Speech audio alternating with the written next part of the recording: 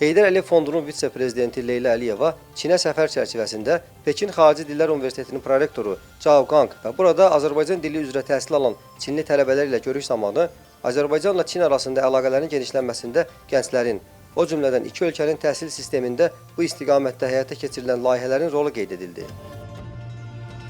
Bu baxımdan Azərbaycan mədəniyyətini öyrənib, tədqiq və təbliğ etməyə maraqlı olan Pekin Xarici Dillər Universitetindəki Azərbaycan Dili Kafedrasının fəaliyyətinin, universitetdə Azərbaycan dili üzrə kadrların hazırlanmasının əhəmiyyəti diqqətə çatdırıldı.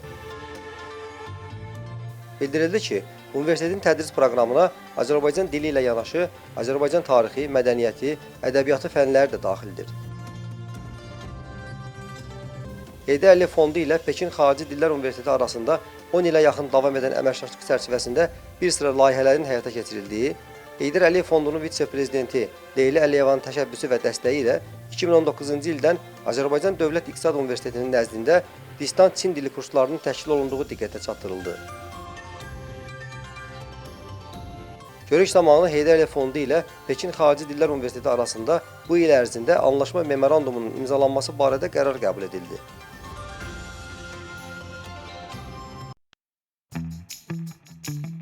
Daha sonra universitetin Azərbaycan Dili Kafedrası ilə tanışlıq oldu.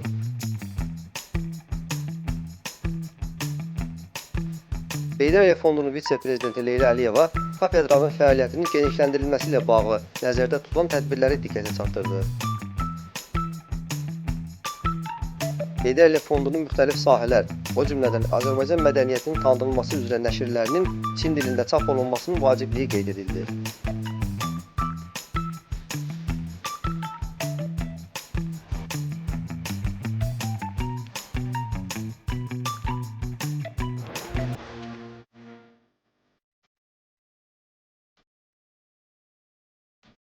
Heydər Əliyev Fondunun vitse-prezidenti Leyla Əliyeva Çin Milli İnsan Genomu Mərkəzində də oldu.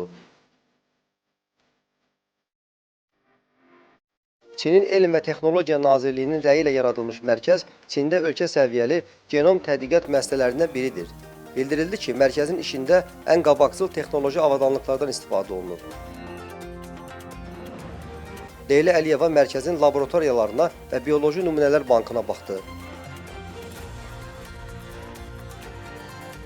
Mərkəzin rəhbərliyi ilə söhbət zamanı Azərbaycanın müvafiq qurumları ilə potensial əməkdaşlıq imkanları, o cümlədən onkoloji xəstəliklər, serebral iflis və digər xəstəliklərin müalicəsi zamanı genom mərkəzinin metodlarının tətbiqi məsələsi müzakirə olundu.